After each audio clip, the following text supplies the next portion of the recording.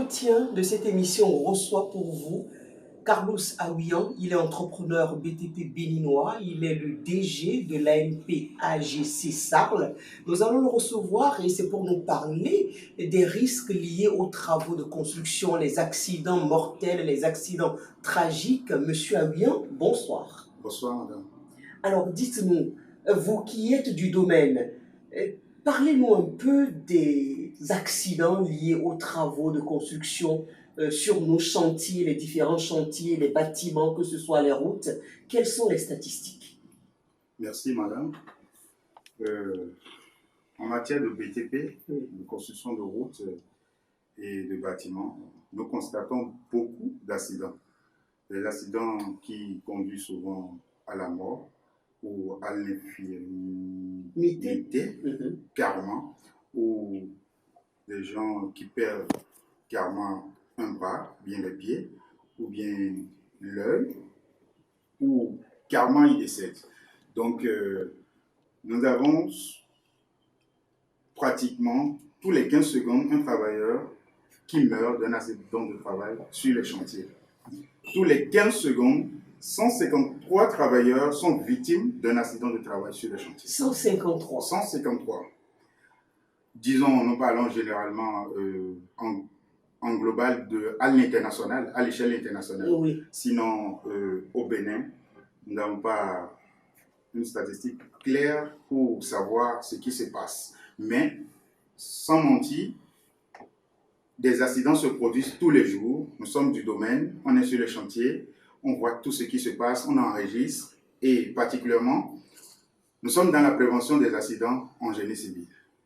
Ce qui fait que nous constatons beaucoup de cas d'accidents sur les chantiers de construction, surtout qu'il y a l'asphaltage, il y a des bâtiments de marché, des marchés de modernisation, plein de chantiers, mais qui enregistrent des cas d'accidents que personne ne sait. Personne n'en parle d'ailleurs. Voilà. Et quelles peuvent être les causes de cela? On va se poser des questions. Pourquoi on enregistre ces cas tragiques d'accidents? Voilà. Parce que on ne met pas en place un dispositif clair de prévention. Nous, déjà, nous essayons depuis 2014 à porter un pied à l'édifice. Nous avons sensibilisé. Si vous prenez par exemple les chantiers, le chantier a besoin de quoi? Le chantier a besoin par exemple des scieries pour pouvoir couper les bois. Allez dans nos scieries, vous allez voir un peu ce qui se passe. Dans nos scieries, les gens aspirent de la sciure de 24 heures sur 24. C'est que le temps qu'ils sont au boulot, jusqu'au soir, ils aspirent de la sciure. Alors que ce n'est pas bon pour la santé. Alors que ce n'est pas bon pour la santé. Sur le chantier, il y a des règles à suivre. Vous voyez comment, la façon dont on va à l'auto-école pour savoir comment se conduire, comment conduire sur la route. Le chantier se comporte aussi de la même façon.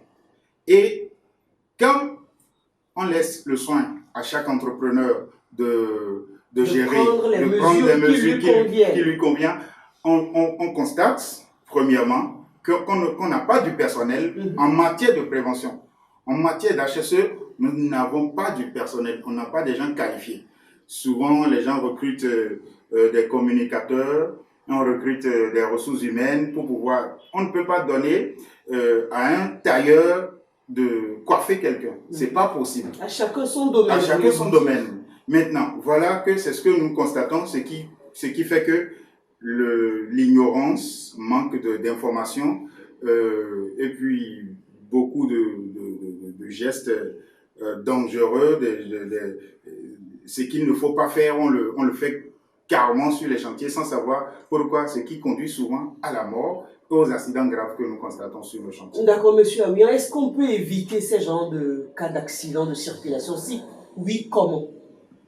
Bien sûr, nous pouvons bien éviter parce que depuis que l'Amérique a commencé à construire des buildings, il a enregistré plein de cas d'accidents. Ce qui a fait que les savants ont cherché, ils ont mis des normes. Aujourd'hui, nous avons des normes de prévention en matière d'HSE, en matière d'hygiène, sécurité et environnement. On a des normes qu'on peut suivre. Donc, si une entreprise a besoin vraiment d'évoluer et de ne pas enregistrer ces cas d'accident, oui. c'est de trouver des professionnels, comme nous par exemple, en la matière. Pour se faire former, voilà, pour faire former le personnel et pour mettre en place un dispositif clair pour empêcher, prévenir les accidents sur les chantiers de construction. Oui. C'est bien cela qu'il s'agit et c'est de ça nous essayons de se donner, de donner le meilleur de nous-mêmes jusqu'à aujourd'hui. Mais nous attendons toujours l'aide de l'État parce que si l'État ne s'engage pas, je crois que la chose ne va pas... Ça ne va pas prendre. La mayonnaise ne va pas prendre. Parce qu'il faut confier à un professionnel d'un domaine ce qu'il fait. Pour que ce qu'il sait faire de mieux, pour que les choses aillent mieux. Si, par exemple, l'État commence par faire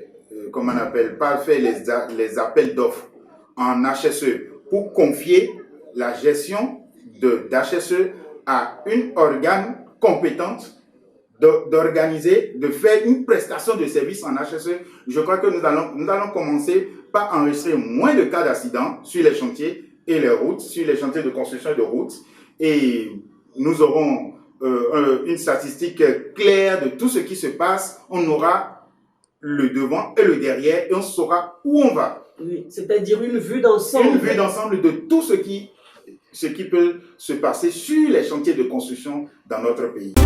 Pour un confort et la sécurité sur vos chantiers de travaux BTP, adressez-vous à l'ANPAGC, l'Agence nationale de prévention des accidents en génie civil.